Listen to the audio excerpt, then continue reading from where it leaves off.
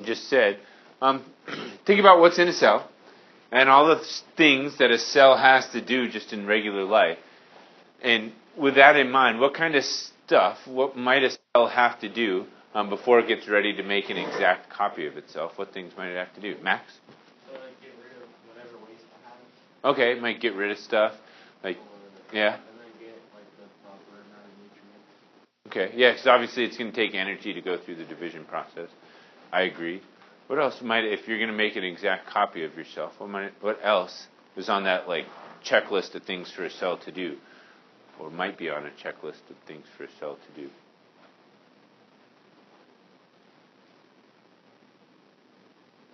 Okay. What if go ahead, Trinity, sorry. There's one thing it would have to do, right? If it's going to make an exact copy of itself, it's going to have to make an exact copy of the things that are its instructions. Make an exact copy of its DNA, sure thing. And think about it in terms of you. Like if you had to make an exact copy of you, in addition to like getting nutrients enough to make that happen, in order to like copy your brain, if you want to consider that your DNA, you can make that happen. What else would you have to make copies of in organs, right? So what are those called in a cell? Organelles, yeah. So it goes through all those things, believe it or not. It acquires food, it acquires what it needs, grows in size, makes a copy of its DNA, makes a copy of its organelles, and then splits itself in half. And that's all there is for the answer to that today. So with that, you can put your warm-ups away, but would you take out that lab that we did on Friday, and today we're going to hand them all over to Christian Walker, that is. Would you take those from your table, make sure your name is on it, and then hand it Christian's way, please? Talking about that lab, you can think back to it. And we had cubes of gelatin that were infused with a color-changing, like an indicator solution. And then we soaked it in sodium hydroxide. What were so the different sized cubes were supposed to represent what again? A smaller organelle and a bigger organelle. So close. Cells. Yeah, small cell and a big cell, right? And one of those cells you should have seen on the lab was much more effective at like changing color all the way through. Which one was more effective? Which one had more color change occurred? The smaller one. Smaller one, right? Yeah, and that's supposed to represent a smaller cell being more effective at like soaking in nutrients from around it. Soren, do you remember the reason? Oh, Soren wasn't here Friday with you. All right, so Todd was. Todd, do you remember the reason why a little cell is better at this than a big cell? What? Soaking in the nutrients from the area around it? Because there's less area for the color change and stuff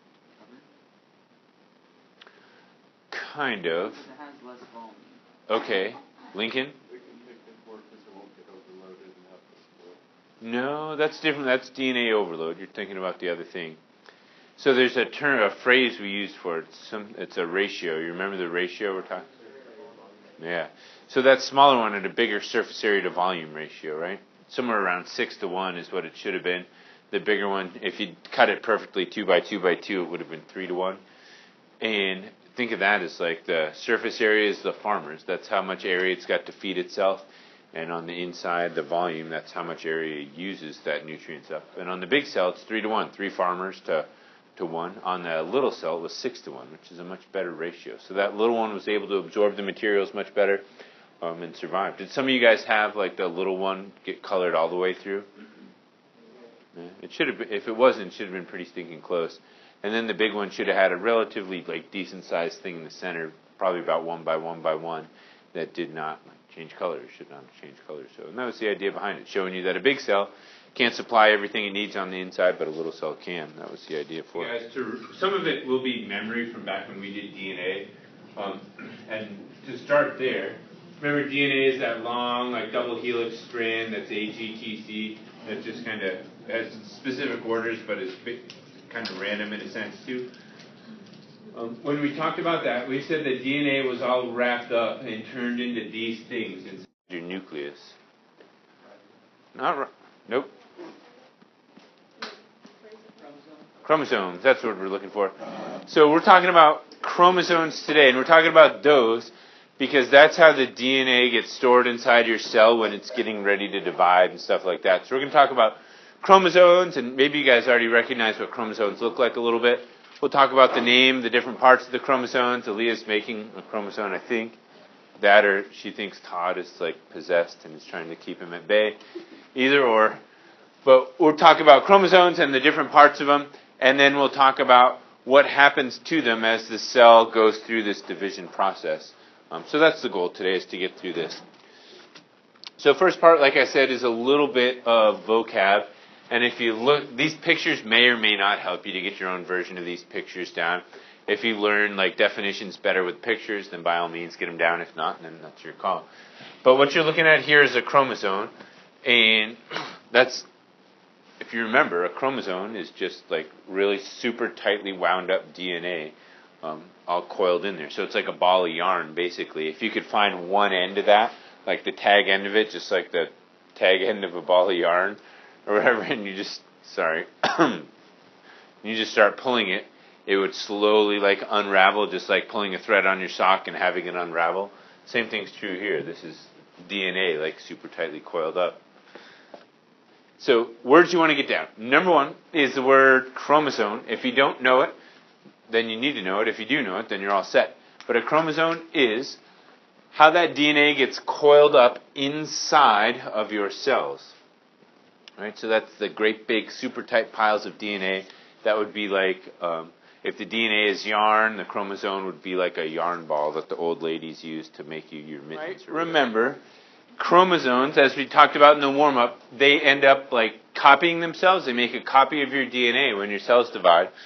And when you do that, you get what's called a sister chromatid, which is this thing right here. So there's your original DNA, that's you. And then when your cell gets ready to divide, it makes a copy of itself like that. That's called a sister chromatid. The last piece of the vocab about chromosomes we'll talk about kind of comes back to a video game that was really popular when I was in school called Mortal Kombat. Is that... Some people are excited. All right. I take it it's still a thing then, based on like the screams of excitedness. Mostly from Lindsay over there, I think. That was you, right, Lindsay? Okay. So, if you remember if you've played that game before, there's a character in there who shoots like stuff, like a spear and stuff out of... Yeah. We put that like away from it. So he shoots a spear, right, and the spear like goes through somebody, and then he reels you in and then punches your head off, essentially, I think is what it does. The same thing, minus the blood, the spear, and the head punching, kind of happens here with chromosomes. So, in a way. So if you've ever played Mortal Kombat, you're a little bit ahead. If you haven't played Mortal Kombat right now, you just kind of think like something's gone wrong with you. It's a video game. So, if you're thinking about that, you got to think about this part right here, which is the center of a chromosome. It's called the centromere, and that is where that little spear, like in quotations, is going to come in and stick, and then it's going to pull that chromosome apart.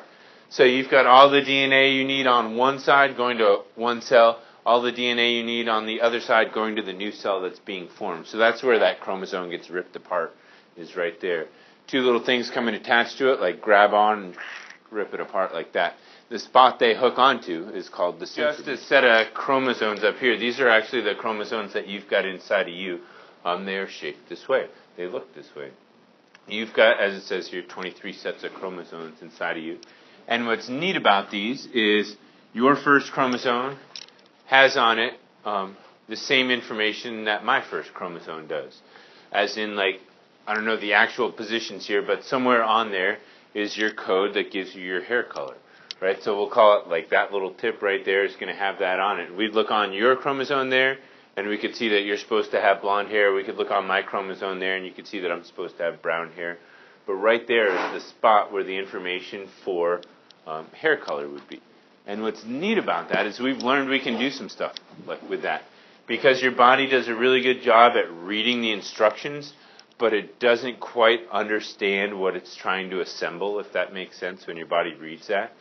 So we can do stuff, it's called translocation. We can do stuff with DNA, like take, if these were fly chromosomes or something like that, we could find the spot where it codes for giving wings on the back of a fly, and we could take that wing DNA out and switch it over to where the DNA is supposed to be that would give the fly legs, and the fly, instead of growing legs, would grow wings where its legs go, and vice versa. You can get the fly to grow legs on its back by just taking its leg DNA, like the code to make legs, and putting them where the body thinks the wing DNA would go, and it would wind up growing legs on its back. So you can do crazy stuff like that. Because this is, your body only knows how to do this one way. So if you start switching stuff around, it does it the way it says, and you wind up with some issues. Max? Spend a little time. What we're talking about here is the cell cycle, and you're going to want you're going to want this down. I'll read you through it here. But if you want to consider this like a 24-hour period or something like that, and some cells do this in 24 hours, some cells are less or more. But this is kind of like a pie chart for how much time they spend in each of these stages. You know how in like our life you go through like infant, toddler, kid, like adult, I don't know, whatever the different stages are. Cells also have cycles like that too. And if you divided up your life, if you live to be 100, you're a toddler for like 1% of that, because like 1 year you're toddling around, then you're a teenager for whatever 7 or 8% of that. 7 or 8 years you're a teenager, something like that. Should be able to do math better than that. Like 6 years you're a teenager, whatever. But this is kind of like that. These are the different life stages that a cell goes through, and you want these down. I can read them to you. But we'll go through the blue one first out here, and you can see that's about 50% of it or so that you can see right there. That's called the G1 stage. I could draw it. You don't have to, but you're welcome to. And the G1 stage is when the cell is just going through like its normal growth. It's getting bigger. The cell's taking in nutrients and growing in size. That's what's happening there. Sorry I couldn't make that any clearer, but G1 is that phase right there, and the G just stands for growth or growing. Excuse me. The next stage you can see there is like about 25% or so of it, and that's called the S phase. S stands for synthesis, and what that means is it's like making a copy of its DNA there. So that's where it's doubling up its DNA, and it's kind of starting that process to get ready to divide. Thank you. Yep.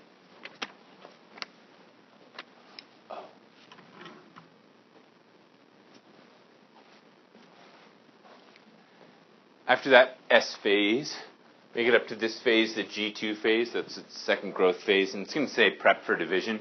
But what it's doing there is it is like, you know how earlier you said you'd have to add organs to yourself if you were going to cut yourself in half? That's what's happening here. Its organelles are increasing in number and getting ready to start that division process. And then finally, the last stage, the one we'll spend time on today, is called division. That's where the cell actually goes through. There are 4 stages we'll talk about where it goes through and divides itself. So these 3 things together, G1, S, and G2, are all called one thing. So you can put a bracket around them or do it however you want. Together they're called interphase. And that one little M phase up here, the M stands for mitosis, and that's what we'll talk about for the rest of the time. Have you guys talked through mitosis before? Like maybe even remember the stages of it? If I told you prophase, then you could tell me. That's one of the words, yeah. But that's all right. We'll go through them.